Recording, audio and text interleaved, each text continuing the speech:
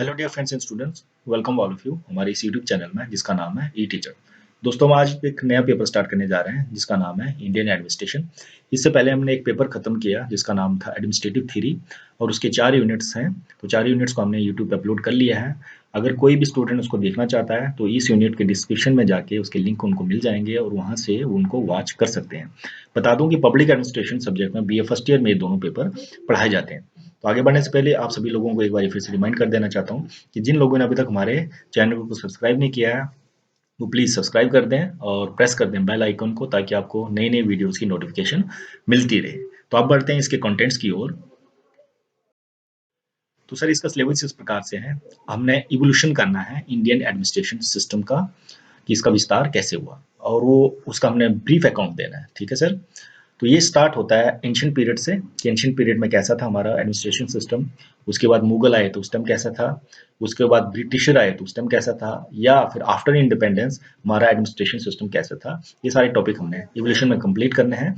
लेकिन हम क्या कर रहे हैं, जो एंशिएंट पीरियड है उसको भी अभी नहीं पढ़ेंगे इस लेक्चर में, और मुगल पीरियड है उसको भी हम इसको लीव कर रहे हैं। क्योंकि अगर इन सभी दोनों टॉपिक्स को हम इंक्लूड करते हैं तो हमारा जो लेक्चर है वो लंबा हो जाएगा। इनके लिए हम अलग से एक वीडियो बनाएंगे। फिर हमने जो हमारा करंट एडमिनिस्ट्रेशन सिस्टम है उसका नेचर पढ़ना है। फिर लेगेसी जो आई है, चाहे ब्रिटिश से आई है, चाहे एंशियंट से या मुगल से आई है, उसके बारे में जानना है। फिर हमारा जो फीचर्स हैं इंडियन एडमिनिस्ट्रेशन सिस्टम का, जो मेन कैरेक्टरिस्टिक्स क्या क्या है, वो हमने इस पूरे टॉपिक में पढ़नी है। तो डियर फ्रेंड्स, अब हम स्टार्ट करते हैं कि इंडियन एडमिनिस्ट्रेशन सिस्टम ब्रिटिश के टाइम में कैसा था, उनके रूल के टाइम कैसा था, और उनकी क्या क्या लेगेसी या विरासत हमारे एडमिनिस्ट्रेशन सिस्टम में जो करंटली अभी भी मौजूद है। तो हम स्टार्ट करते हैं 1600 ईस्वी से, जब हम जानते हैं कि ईस्ट इंडिया कंपनी के नाम से ब्रिटिशर भारत में आए थे, लगभग $70,000 के साथ व्यापार के मकसद से, एम से। फिर धीरे धीरे उन्होंने अपनी जो छवि है या अपना सिस्टम कैसे चेंज किया। फिर क्या हो गया, 1707 में जो हमारे मुगल जो रूल है वो तकरीबन फिनिश हो गया, जब औरंगजेब की डेथ हो गई। तो जब औरंगजेब की डेथ हुई तो कंपनी जो आई थी ईस्ट इंडिया, उसने पूरा जो रूल है मुगल रूल को अपने हाथ में ले लिया। ठीक है। फिर उसके बाद क्या हुआ, वो रूल चलता रहा। जैसे जैसे कंपनी बढ़ती गई, ब्रिटिश का रूल बढ़ता गया, तो उन्होंने पूरे भारत में कवर या कैप्चरिंग स्टार्ट कर दी। तो ये तब तक चलता रहा 1857 तक। ठीक है। फिर उस टाइम क्या हुआ, 1857 में एक रिवॉल्ट हुआ, आप सभी लोग जानते हैं, थोड़ा हिस्ट्री में उतना डीप नहीं जाएंगे।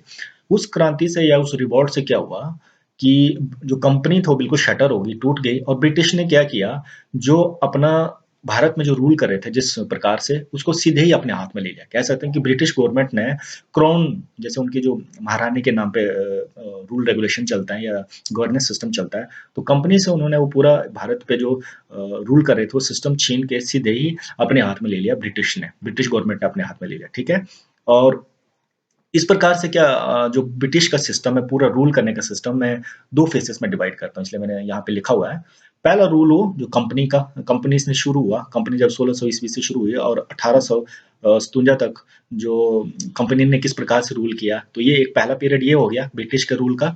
दूसरा, क्राउन मतलब जब ब्रिटिश गवर्नमेंट ने ब्रिटिश महारानी के अंदर पूरा जो हमारे इंडियन एडमिनिस्ट्रेशन सिस्टम आ गया, वो कैसा रहा, तो वही हम 2 चीजें 2 डिवीजन में पढ़ेंगे। और ये स्टार्ट होता है 1857 से 1947, जब तक हमें आजादी नहीं मिली। ठीक है। फिर अब इसके साथ साथ हम पढ़ेंगे ब्रिटिश लेगेसी। तो ब्रिटिश लेगेसी मतलब जो देन में क्या क्या मिला, ये भी 3 प्रकार की देने मिली, या आप बोल सकते हैं कि ब्रिटिश के टाइम में 3 प्रकार की डेवलपमेंट हुई। वो कौन कौन सी, वो इस प्रकार से। पहला है कि ब्रिटिश के टाइम में भी कुछ कॉन्स्टिट्यूशनल डेवलपमेंट हुई है। तो संविधान से लेकर जो हमारे पास आज संविधान है, उसमें से कुछ फीचर जो है जो पहले डेवलप हो चुके थे, तो ये हमने पढ़ने हैं। उसके बाद आज के टाइम में हमारे पास जो सिविल सर्विसेज है उसका इवोल्यूशन भी अंग्रेजों के टाइम ही हुआ था। ठीक है। फिर इसके अलावा कुछ और भी बहुत सारे इंस्टीट्यूशंस हैं जिनकी ग्रोथ भी हुई थी अंग्रेजों के टाइम में। तो ये 3 पार्ट में हम ब्रिटिश का रूल बोल सकते हैं और इसका लेगेसी क्या आई हमारे सिस्टम में, ये हम पढ़ने जा रहे हैं। तो डियर फ्रेंड्स, अब हम स्टार्ट करेंगे पहला फेज से, जिसको नाम दिया हमने कॉन्स्टिट्यूशनल डेवलपमेंट। तो कॉन्स्टिट्यूशनल डेवलपमेंट में पहला जो एक्ट हुआ वो आया रेगुलेटिंग एक्ट ऑफ 1773। तो इससे पहले मैं आपको बता दूं कि ब्रिटिशर ने पूरे भारत में 3 जगहों में मेनली अपना स्थान बनाया था। वो था बंगाल में, मद्रास में और बॉम्बे में, और वहां पे उन्होंने अपना एक गवर्नर तय किया था, ठीक है। तो 1773 जब एक्ट आया तो इसके साथ साथ धीरे धीरे जो ब्रिटिश गवर्नमेंट ने ईस्ट इंडिया कंपनी से जो रूल है वो लेना शुरू कर दिया और अपने हाथ में डायरेक्टली लेना शुरू कर दिया, कहने का अर्थ है। तो जो गवर्नर था बंगाल का, मद्रास का और बॉम्बे का, तो उनको अब चेंज कर दिया। उन्होंने क्या किया, जो बंगाल का गवर्नर था उसको बना दिया गवर्नर जनरल, ठीक है। बंगाल का गवर्नर जनरल बना दिया और ये तीनों को मतलब रूल करने लगा, मद्रास में भी और बॉम्बे में। और जो पहला गवर्नर जनरल था जो अंग्रेजों का टाइम का, उसका नाम था लॉर्ड वेरिन हास्टिंग, ठीक है। और इसके साथ इसी पीरियड में 1773 में क्या हुआ, एस्टेब्लिश किया गया पहली बार कोर्ट, सुप्रीम कोर्ट को जो डेवलप किया गया कलकत्ता में। तो ये बोल सकते हैं कि पहला सुप्रीम कोर्ट भारत में कलकत्ता में शुरू हुआ था। फिर उसके बाद नेक्स्ट आया पिट्स इंडिया एक्ट ऑफ 1784, जिसने इस्टेब्लिश किया बोर्ड ऑफ कंट्रोल, ठीक है। बोर्ड ऑफ कंट्रोल आपने याद रखना है। तो बोर्ड ऑफ कंट्रोल जब इस्टेब्लिश किया तो इस उन्होंने जो कंपनी ने एक कोर्ट ऑफ डायरेक्टर बनाया था जिसमें सिर्फ कंपनी के लोग थे, इसको एबलिश कर दिया, तो एक नया बोर्ड क्रिएट कर दिया। उसके बाद आया नेक्स्ट चार्टर एक्ट ऑफ 1883। इसमें क्या हुआ, जैसे मैंने आपको बताया था कि पहले गवर्नर था, अलग अलग प्रेसिडेंसी, बंगाल के, मद्रास के और बॉम्बे का। फिर गवर्नर जनरल बना दिया बंगाल का। और साथ में अब इन्होंने क्या कर दिया 1833 के एक्ट में, जो गवर्नर जनरल ऑफ बंगाल था उसको गवर्नर जनरल ऑफ इंडिया बना दिया, पूरे भारत का गवर्नर जनरल बना दिया। और साथ में इसको बहुत सारी पावर्स दे दी, जैसे सिविल पावर, मिलिट्री पावर, ठीक है। और बोल सकते हैं कि ये पहला स्टेप था जिसमें सेंट्रलाइजेशन की ओर बढ़ रहे थे। सेंट्रलाइजेशन मतलब सिर्फ एक इंसान के पास या सारी पावर्स ब्रिटिशों के पास जाने लग पड़ी थी, ठीक है। तो इसके बाद क्या हो गया, नेक्स्ट चार्टर एक्ट ऑफ 1853 आया, जिसने पहली बार लेजिस्लेटिव और एग्जीक्यूटिव काउंसिल बनाया। देखो, गवर्नर जनरल को असिस्ट करने के लिए, उसके सहायता के लिए काउंसिल बनाया होता है, जिसमें कुछ लोग इंडिया के भी थे, पहले नहीं थे, फिर बाद में लाए गए, जिसमें मोस्टली अंग्रेजों के लोग होते थे एग्जीक्यूटिव में। फिर एक लेजिस्लेटिव सिस्टम, मतलब लेजिस्लेटिव मतलब जहाँ कानून बनाने की या जहाँ पर रिप्रेजेंटेटिव पार्ट होता है या जिसको मौका दिया जाता है, तो ये पहली बार क्रिएट किया गया लेजिस्लेटिव। एग्जीक्यूटिव तो पहले ही से था, लेजिस्लेटिव को क्रिएट किया गया। और पहली बार जो ओपन सिविल सर्विसेज सिस्टम था उसको खोला गया। और जो रिक्रूटमेंट थी पैट्रोनेज सिस्टम से, पैट्रोनेज सिस्टम होता है सुरक्षा प्रणाली का मतलब कि अंग्रेजों के टाइम वो ब्रिटिश में भी बहुत ज़्यादा प्रचलित था कि वो उन्हीं लोगों को अपने सिस्टम में रखते थे, उन्हीं सिविल सर्विसेज को, सर्वेंट को अपने सिस्टम में रखते थे जो उनके फेवर में होते थे, या जो बोलते जिनको वो लाइक करते थे।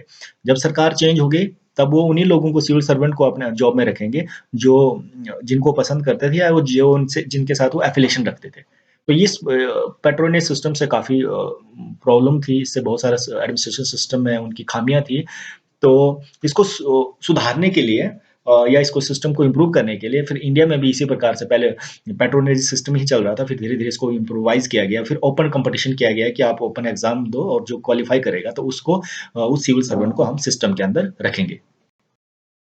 तो डियर स्टूडेंट, अब हम करेंगे नेक्स्ट इसमें गवर्नमेंट ऑफ इंडिया एक्ट 1858।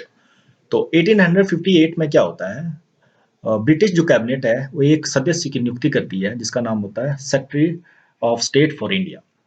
तो ये सारी पावर, इंडिया की जितनी भी पावर है, सारी पावर को ट्रांसफर करके इस एक व्यक्ति को दे देता है। और ये सेक्रेटरी ऑफ द स्टेट जो होता है, ये अपने सारे काम किसके द्वारा कराता है, ये कराता है गवर्नर जनरल ऑफ इंडिया के द्वारा, ठीक है। मतलब गवर्नर जनरल इंडिया जितने भी जो भी काम करेगा उसके पास डायरेक्टली अकाउंटेबल होगा या रिपोर्ट करेगा secretary of state for India के लिए। और साथ में गवर्नर जनरल ऑफ इंडिया के साथ हेल्प करने के लिए, असिस्ट करने के लिए 15 लोगों के काउंसिल ऑफ मेंबर भी बनाई जाती है।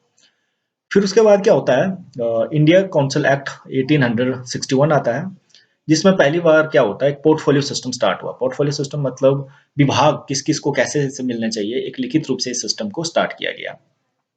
और जो गवर्नर जनरल, जीजी मतलब गवर्नर जनरल ऑफ, इसके एग्जीक्यूटिव काउंसिल थी ना, उसमें क्या किए, कुछ और लोग जो जो इंडियन जो लोग थे उनको क्या किया, ऐड किया गया। मतलब एग्जीक्यूटिव काउंसिल में एक ऐसी असिस्टिंग काउंसिल होती थी जिसमें गवर्नर जनरल इंडिया को जो होता है वो उसको हेल्प करते थे काम करने के लिए। तो सारे लोग ब्रिटिश ही होते थे, कंपनी के लोग होते। लेकिन बाद में धीरे धीरे थोड़ा सा सिस्टम चेंज करने लगे, कुछ रेशो के साथ इंडियन को भी उसमें ऐड करने लगे ताकि उनकी भी बात की सुनाई हो। फिर उसके बाद नेक्स्ट क्या आया, इंडियन काउंसिल एक्ट 1892 आया। और इसने पहली बार बोल सकते कि इलेक्शन सिस्टम को स्टार्ट किया, लेकिन ये इनडायरेक्ट था, कुछ नॉमिनेशन बेसिस पर था, लेकिन पहली बार थोड़ा इलेक्शन सिस्टम की शुरुआत हुई। और जो गवर्नर जनरल था उसको पावर दी गई है और उसने भी पावर दी जो कुछ लोग जो ऐड किए गए इनडायरेक्ट इलेक्शन से, उनको ये पावर दी गई कि गवर्नर जनरल की कोई मीटिंग हो, वहाँ पे कुछ चीज़ों के साथ उनके साथ डिस्कस कर सके, बजट पे डिस्कस कर सके, क्वेश्चनिंग कर सके या चीज़ों को एड्रेस कर सके। तो पहली बार थोड़ा-सा एक मौका दिया था भारतीयों को कि वो भी गवर्नर जनरल के जो बोल सकते हैं कि एक ही मात्र ये पावर की सोर्स था, तो उसके साथ मिल बैठ के किसी चीज़ पे डिस्कस कर सकें। उसके बाद आता है इंडिया काउंसिल एक्ट 1909 जिसको मॉरले और मिंटो रिफॉर्म भी बोलते हैं। इसने पहली बार क्या किया, जो सेंट्रल लेजिस्लेटिव काउंसिल था सेंटर में, उसको चेंज करके इंपेरियल लेजिस्लेटिव काउंसिल बना दिया, जिसमें मिक्सचर ऑफ लोग होते थे जो इनडायरेक्टली वहाँ पे काम करते थे और जो असिस्ट करते थे गवर्नर जनरल ऑफ इंडिया। और दूसरा प्रोविंसेस प्रोविंसेस में बता दूं कि पूरे भारत को जो अंग्रेजों ने दो पार्ट में डिवाइड किया, एक था प्रिंसली स्टेट, एक था प्रोविंसेस मतलब प्रांत छोटे छोटे, जहाँ पे पूर्ण रूप से सिर्फ ब्रिटिशों का ही राज चलता था। लेकिन जहाँ प्रिंसली स्टेट थी, जहाँ राजा डायरेक्टली राज करता था, पर उसके बाद इनडायरेक्टली सारा कंट्रोल अंग्रेजों के पास ही होता था। तो प्रोविंसेस छोटे छोटे प्रांतों में उन्होंने क्या किया, लेजिस्लेटिव काउंसिल स्टार्ट की, मतलब कुछ लोग जो चुन के भेजे जाते थे, तो उसमें भारतीयों को ज़्यादा ऐड किया गया। और एक सबसे महत्वपूर्ण डेवलपमेंट इस टाइम ये हुई कि कम्युनल रिप्रेजेंटेशन स्टार्ट हुआ। सेपरेट कम्युनल रिप्रेजेंटेशन जो मुस्लिमों को के लिए एक बनाया गया मिंटो द्वारा, जिसका बाद में बहुत सारा विरोध भी हुआ था। तो ये सिस्टम इस पूरे इन तिथियों में हुए। अब हम आगे बढ़ते हैं। गवर्नमेंट ऑफ इंडिया एक्ट 1919 का बहुत ही इम्पोर्टेंट एक्ट है ये, जिसको लाया था मोंटागो और कैम्सफोर्ड ने। इसको मोंटागो और कैम्सफोर्ड रिफॉर्म भी बोलते हैं, इस डेट को आपने याद रखना है। तो इस पीरियड में दो प्रकार की डेवलपमेंट हुई। एक सेंट्रल लेवल पे डेवलपमेंट हुई, वो क्या हुई, पहली बार बाइकैमरलिज्म स्टार्ट हुआ। बाइकैमरलिज्म मतलब दो हाउसेस, आपने देखोगे जैसे हमारे देश के अंदर लोकसभा और राज्यसभा दो हाउसेस हैं। तो जहाँ पे दो हाउसेस को बोलते हैं बाइकैमरलिज्म, जहाँ एक ही होता है उसको बोलते हैं यूनी कैमरलिज्म, ठीक है। और उन्होंने रिप्लेस किया आईएलसी मतलब इंपेरियल लेजिस्लेटिव काउंसिल, जैसे मैंने आपको पहले बताया। और उससे उसके बाद आगे क्या चीजें हुई, वो डायरेक्ट इलेक्शन की शुरुआत हुई, ठीक है। तो सेंटर में दो प्रकार के काउंसिल बनाए गए, एक काउंसिल ऑफ स्टेट, ठीक है, जिसको अपर हाउस भी बोलते हैं। दूसरा बनाया गया लेजिस्लेटिव असेंबली, जिसको बोलते हैं लोअर हाउस। तो बाइकैमरलिज्म पहली बार सेंटर में स्टार्ट किया 1919 में।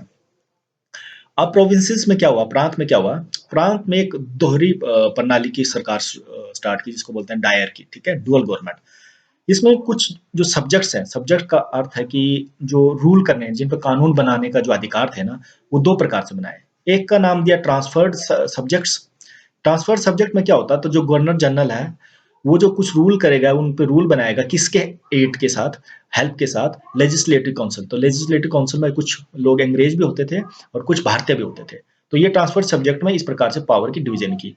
फिर उसके बाद कुछ सब्जेक्ट जो बहुत इंपॉर्टेंट होते हैं, जो उनको लगता है कि सिर्फ हमारे पास ही होने चाहिए थे, उनको नाम दिया रिजर्व सब्जेक्ट। और उन पे कौन रूल कैसे बनते थे, गवर्नर जनरल के साथ रूल बनते थे। वो हेल्प उनकी किनके द्वारा की जाती थी, वो करते थे एग्जीक्यूटिव काउंसिल। तो एग्जीक्यूटिव काउंसिल में सारे लोग जो होते वो अंग्रेज होते थे, ठीक है। तो दो प्रकार के सब्जेक्ट डिवीजन हुए, ट्रांसफर्ड जिसमें सिर्फ थोड़े भारत और गवर्नर जनरल ऑफ इंडिया होता था, और रिजर्व में सिर्फ गवर्नर जनरल ऑफ इंडिया और साथ में सारे लोग जो होते हैं एग्जीक्यूटिव काउंसिल में अंग्रेजों के। फिर उसके बाद सर क्या हुआ, गवर्नमेंट ऑफ इंडिया एक्ट 1935 आया और पहली बार जो फेडरेशन का सिस्टम स्टार्ट हुआ, जो आज हमारे पास फेडरलिज्म है, उसकी शुरुआत मैं बोल दूं 1935 में हो चुकी थी। तो उन्होंने क्या किया, एक जो हमारे सब्जेक्ट्स होते हैं, जैसे हमारे देश में भी अभी भी यूनियन लिस्ट है, स्टेट लिस्ट है या कंकरेंट लिस्ट है, तो उसमें सब्जेक्ट की डिवीजन दी है। यूनियन लिस्ट में जो वो सारे सब्जेक्ट हैं जहाँ पे सिर्फ सेंट्रल गवर्नमेंट जो है अधिकार है उनको, उन पे रूल बना सकती है। फिर स्टेट में जो स्टेट की गवर्नमेंट बनाएगी, फिर कंकरेंट में जहाँ पे दोनों सेंट्रल और स्टेट गवर्नमेंट मिलकर काम करती है।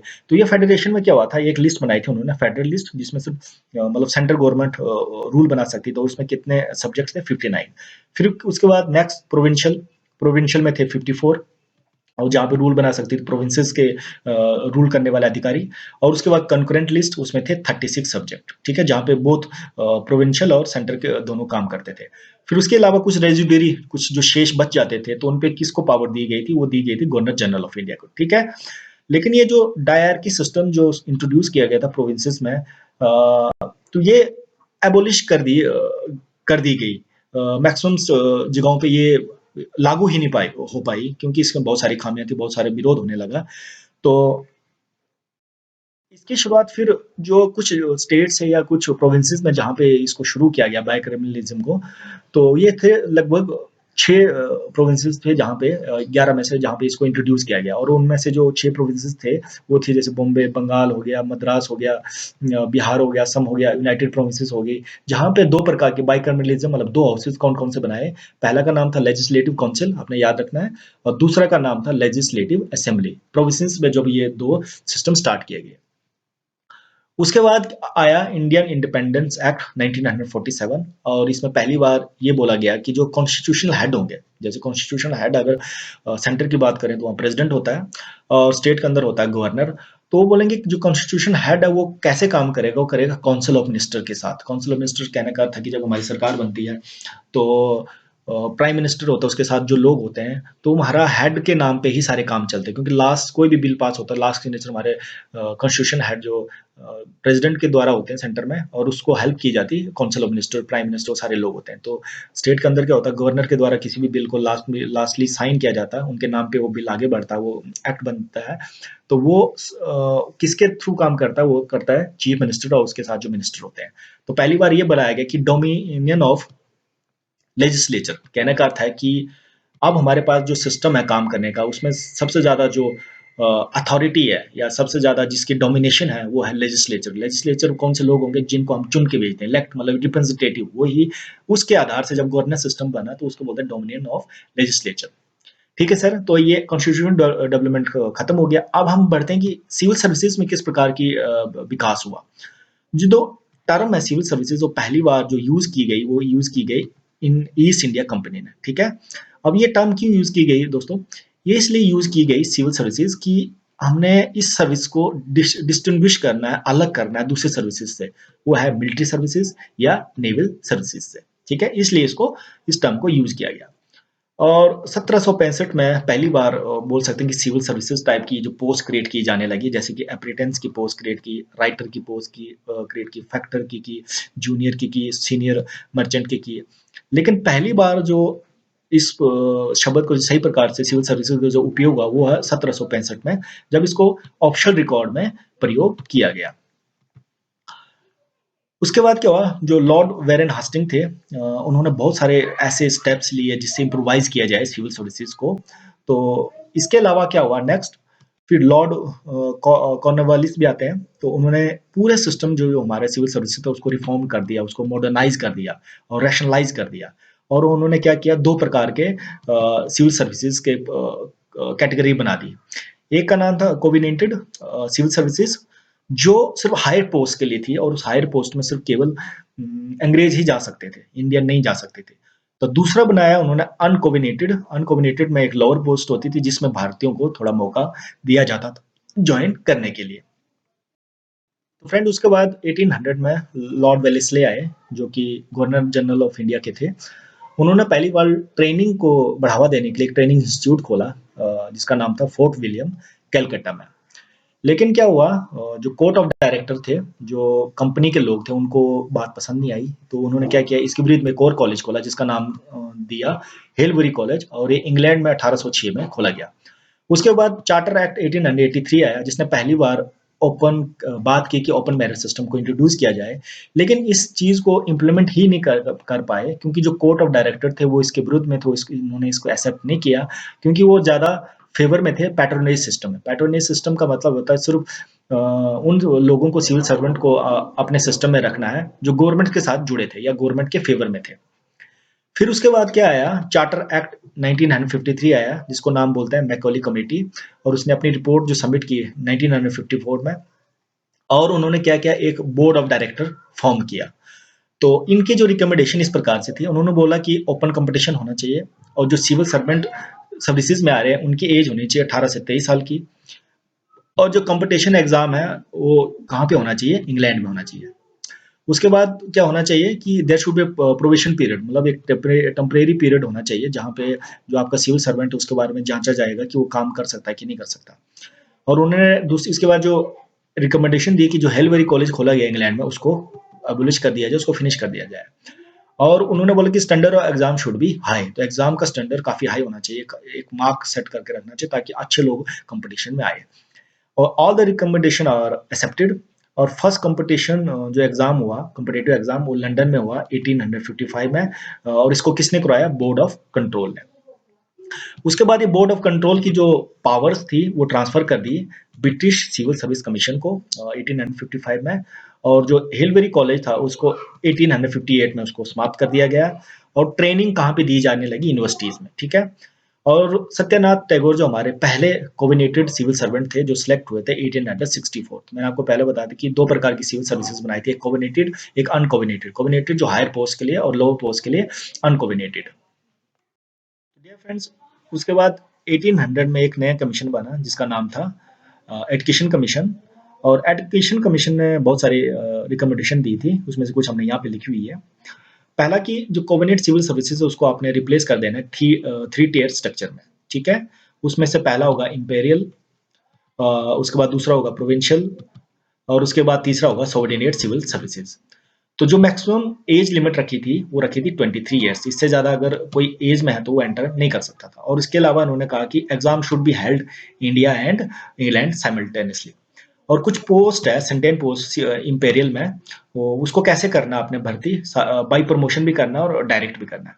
और आपने एबोलिश कर देना है जो स्टैट्यूटरी सिविल सर्विसेज है, इसको आपने एबोलिश कर देना, खत्म कर देना।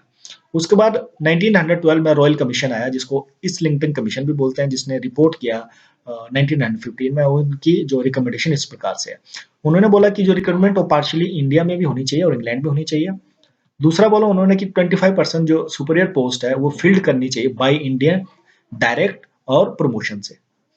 उसके बाद नेक्स्ट बोलता है जो civil services under government of India है उसको आपने क्लासिफाई कर देना दो भाग में, एक बनाना क्लास 1 और एक बनाना क्लास 2।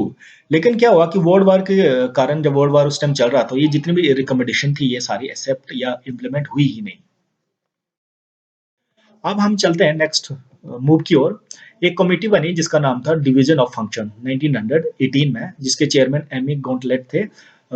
फर्स्ट टाइम उन्होंने क्या किया, एक शब्द का प्रयोग किया जिसको बोलते हैं ऑल इंडिया सर्विसेज। देखो अभी हमारे पास ऑल इंडिया सर्विसेज 3 प्रकार की हैं जिसको बाद में डिस्कस करेंगे। तो पहली बार ऑल इंडिया सर्विसेज शब्द का प्रयोग किया गया।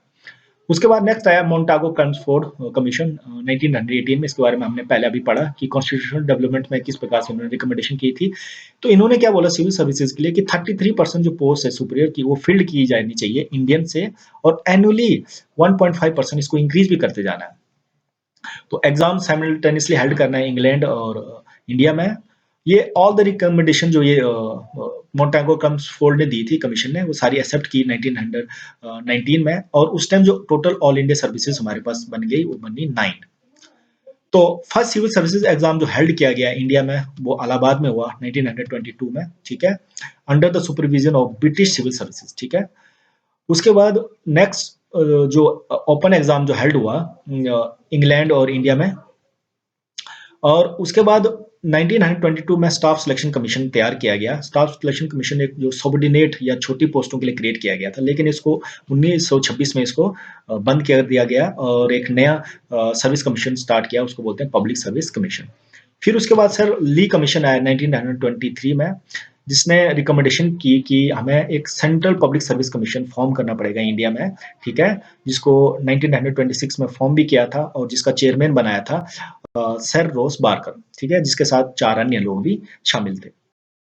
फिर उसके बाद सर क्या हुआ, after coming in operation of government of India act 1935 इन 1937 में, तो ये जो सेंट्रल पब्लिक सर्विस कमीशन था इसको चेंज करके क्या बना दिया, फेडरल पब्लिक सर्विस कमीशन। और प्रोविंसेस के लिए क्या बनाया, प्रोविंशियल पब्लिक सर्विस कमीशन। और जो स्टेट्स बोल सकते हैं जो या प्रोविंसेस जो ज्वाइंट पे थे तो उनके लिए बनाया ज्वाइंट पब्लिक सर्विस कमीशन। तो फाइनली जब हमें आज़ादी मिली, आज़ादी के बाद हमने एक नया पब्लिक सर्विस कमीशन में जो अभी हम लागू है उसको नाम दिया यूनियन पब्लिक सर्विस कमीशन, या शॉर्ट में बोल देते हैं इसको यूपीएससी। तो ये कब से लागू हुआ, 26 जनवरी 1950 के बाद। तो at the time of independence तो हमारे पास जो ऑल इंडिया सर्विसेज थी, एआईएस का मतलब होता है ऑल इंडिया सर्विसेज, ठीक है, उसमें कितनी थी, एक था आईएएस इंडियन एडमिनिस्ट्रेटिव सर्विसेज, और दूसरा था आईपीएस इंडियन पुलिस सर्विसेज, और साथ में कुछ सेंट्रल और स्टेट सर्विसेज हमने क्रिएट किए थे जब हमें आजादी मिली। और साथ में क्या हुआ, सेंट्रल सर्विसेज क्लास 1 और क्लास 2 किए, उसके बाद सबऑर्डिनेट हो गया और इनफेस सर्विसेज ये बनाई हमने at the time of independence.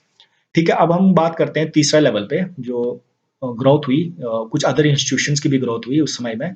वो इस प्रकार से है, हमारा सेंट्रल सेक्रेटरीट बना और 1843 में जो गवर्नर जनरल ऑफ इंडिया वो सेपरेटेड कर दिया उसने secretariat from the government of Bengal and form 4 departments. तो उस टाइम 4 डिपार्टमेंट फॉर्म किए गए। पहला था होम, फिर फाइनेंस, फिर मिलिट्री और उसके बाद फॉरेन। फिर क्या हुआ 1859 में जो पोर्टफोलियो सिस्टम इंट्रोड्यूस किया गया था बाय लॉर्ड कैनिंग ने, और उसने क्या किया, give incharge to governor general council. तो इसका इंचार्ज किसको दिया, गवर्नर जनरल को। पोर्टफोलियो सिस्टम मतलब अलग अलग विभाग है, पहली बार ये सिस्टम, जैसे आज के टाइम में हमारे पोर्टफोलियो दिए जाते हैं, तो उस टाइम एक रूल रेगुलेशन के हिसाब से जिसको जो पोर्टफोलियो सिस्टम देना था वो इंट्रोड्यूस किया गया। फिर 1905 में क्या हुआ, जो टेन्योर सिस्टम ऑफ सेक्रेटरीट था वो इंट्रोड्यूस किया गया by Lord Curzon. Tenure system मतलब कहने का अर्थ है कि कोई किसी के सिविल सर्वेंट का एक फिक्स समय होता था जहाँ पे उसने कहीं दूसरी जगह पे जॉब करनी है, दूसरी स्टेट में करनी है, दूसरे प्रोविंस में करनी है, तो वहाँ से जब वो उस टेन्योर सिस्टम को खत्म करता तो दोबारा आपने जो रिस्पेक्टिव स्टेट था वहाँ पे उसको आना होता था, तो उसको बोलते हैं टेन्योर सिस्टम। तो अब आगे बढ़ते हैं हम इसके नेक्स्ट डेवलपमेंट की ओर। जो नेक्स्ट इंस्टीट्यूशन जो डेवलप हुआ था वो 1905 में जब हमारा पहला रेलवे बोर्ड सेटअप किया गया। और जब रेलवे बोर्ड को सेटअप किया गया तो bye separating it from the public works department, तो पब्लिक वर्क्स डिपार्टमेंट से हमने अपने रेलवे बोर्ड को सेपरेट किया। उसके बाद 1947 में हमने क्या किया, डिपार्टमेंट चेंज इनटू मिनिस्ट्री। पहले हमारे पास मिनिस्ट्रीज और डिपार्टमेंट्स होते थे, फिर हम डिपार्टमेंट को नाम दिया मिनिस्ट्री, और उसमें हमारे पास कितने डिपार्टमेंट बन गए, 18 मिनिस्ट्रीज बन गई। फिर उसके बाद स्टेट में क्या हुआ, स्टेट एडमिनिस्ट्रेशन में भी बहुत सारी चेंजेस हुई। तो 1772 में लॉर्ड वेरिन हास्टिंग ने created office of district collector for the purpose of collecting revenue and disperse of justice. तो जस्टिस और रेवेन्यू कलेक्शन के लिए जो आज के टाइम में हमारे पास ये बोल सकते हैं कि जो डिस्ट्रिक्ट कलेक्टर की पोस्ट अभी भी कायम है, तो ये 1772 में ही शुरू हुई थी। उसके बाद 1783 में बोर्ड ऑफ रेवेन्यू क्रिएट किया गया बंगाल में पहली बार। उसके बाद 1792 में लॉर्ड कॉर्नवालिस ने इंट्रोड्यूस किया दरोगा सिस्टम, ठीक है, बाय रिप्लेसिंग द जमींदारी थानेदार सिस्टम। उसके बाद 1829 में क्या हुआ, ऑफिस ऑफ डिविजनल कमिश्नर भी क्रिएट किया गया। इसको किसने क्रिएट किया, बाय लॉर्ड बेंटिक ने, ठीक है, as an intermediary between district and state. तो डिस्ट्रिक्ट एंड स्टेट हेडक्वार्टर के बीच में ये डिविजनल कमिश्नर काम करता था। उसके बाद 1861 में इंडियन पुलिस एक्ट भी आया and made district police subordinate to district collector. तो डिस्ट्रिक्ट पुलिस को क्या किया, सबऑर्डिनेट बना दिया डिस्ट्रिक्ट कलेक्टर के अंतर्गत 1861 में। फिर अब लोकल एडमिनिस्ट्रेशन में भी कुछ काम हुआ, जैसे कि 1687 में म्युनिसिपल कॉर्पोरेशन पहली बार एस्टेब्लिश हुआ मद्रास में, अपने एडमिनिस्ट्रेटिव थ्योरी में पढ़ा होगा ये। उसके बाद 1726 में म्युनिसिपल कॉर्पोरेशन क्रिएट किया गया बॉम्बे और कलकत्ता में भी। उसके बाद 1870 में क्या हुआ, लॉर्ड मायो ने एक रेजोल्यूशन पास किया जिसमें फाइनेंशियल डिसेंट्रलाइजेशन किया, मतलब जो ग्रास रूट लेवल पे हमारी लोकल गवर्नमेंट था उनको एक पावर दी गई कि वो किस प्रकार से अपना फाइनेंस को मैनेज कर सकते हैं।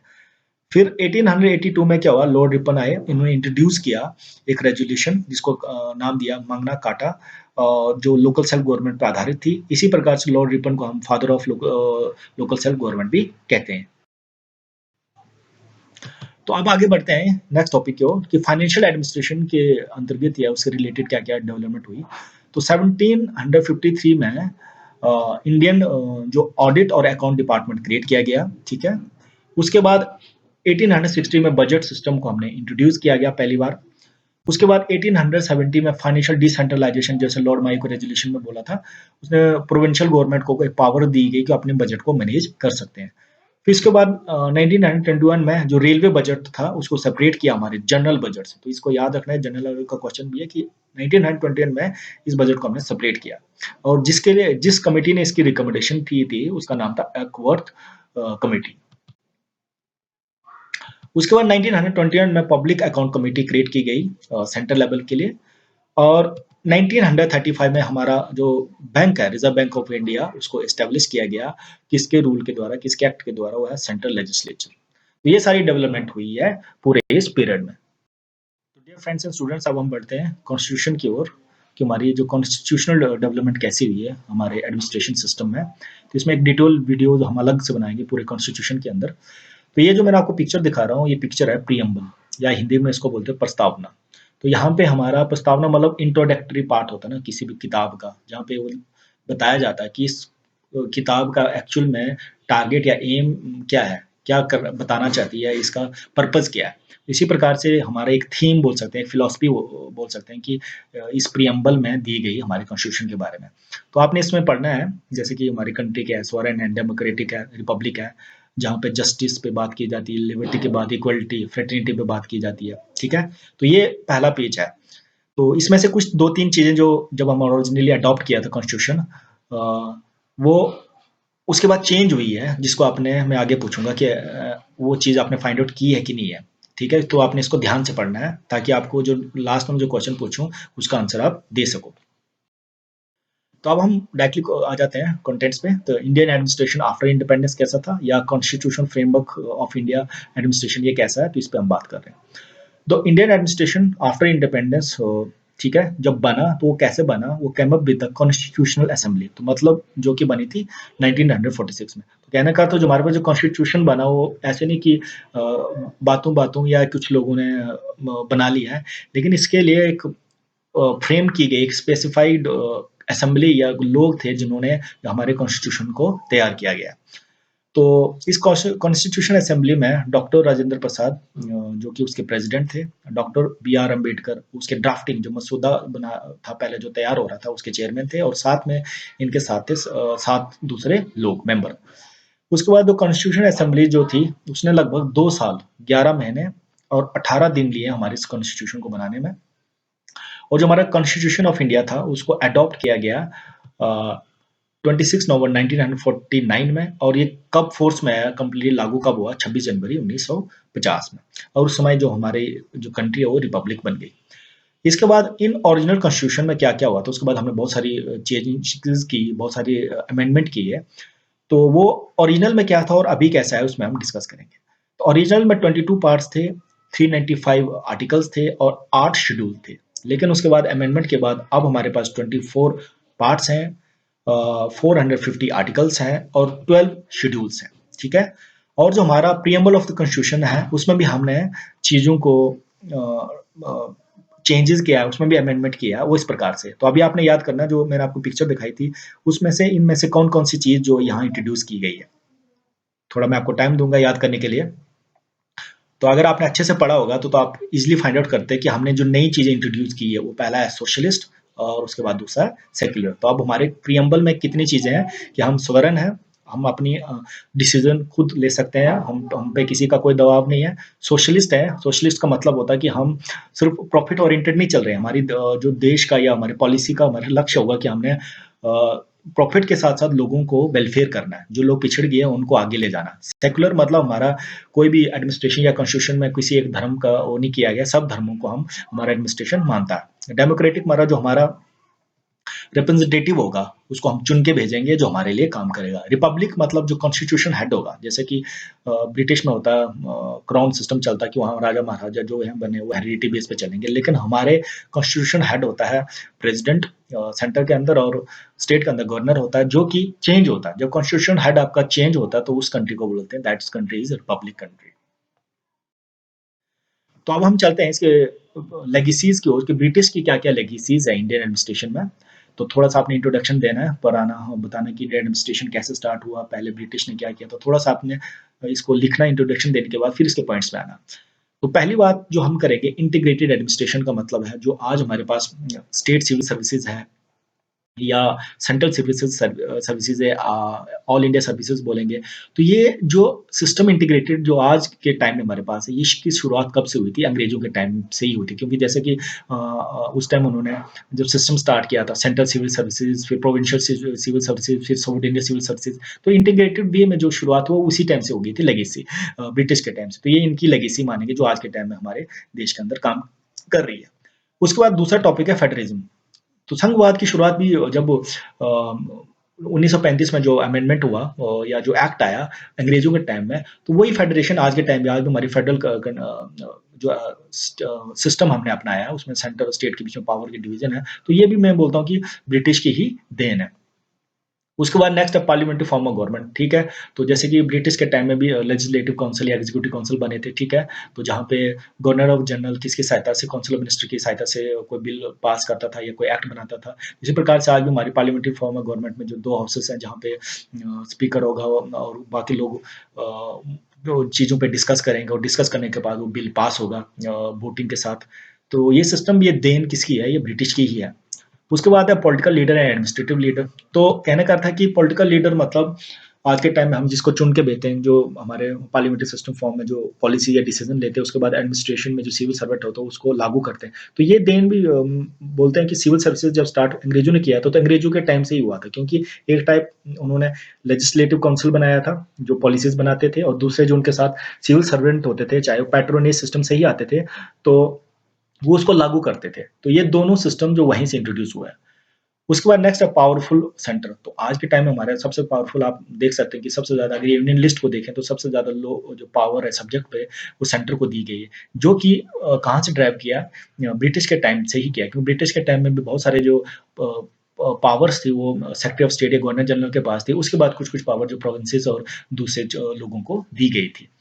उसके बाद डिस्ट्रिक्ट एडमिनिस्ट्रेशन। तो डिस्ट्रिक्ट एडमिनिस्ट्रेशन की स्टार्ट, जो लोकल गवर्नेंस की स्टार्ट हुई, जैसे कि मैं मानता हूँ कि सेंटर से ब्रिटिश के टाइम से ही हुई थी, क्योंकि ब्रिटिश ने ही जैसे लोकल गवर्नेंस को बढ़ावा दिया था।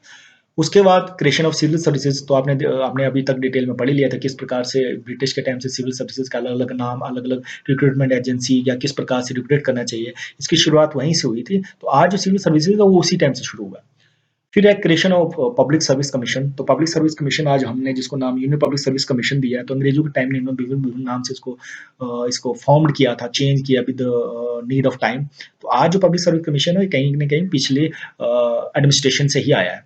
नेक्स्ट है डिसेंट्रलाइजेशन ऑफ एडमिनिस्ट्रेशन। तो आपने देखा होगा कि जो आज एडमिनिस्ट्रेशन है डिसेंट्रलाइज क्यों है, सेंटर है, स्टेट है, तो या लोकल लेवल पे है। तो इसकी भी जो डेफिनेशन है, इसकी जो फॉर्मेशन है, ये हमें ब्रिटिश से ही मिली है। उसके बाद rule of law. Rule of law मतलब किसी चीज को काम करने के लिए उसका एक रूल होगा, काम करने का तरीका, एक नॉर्म्स होगा।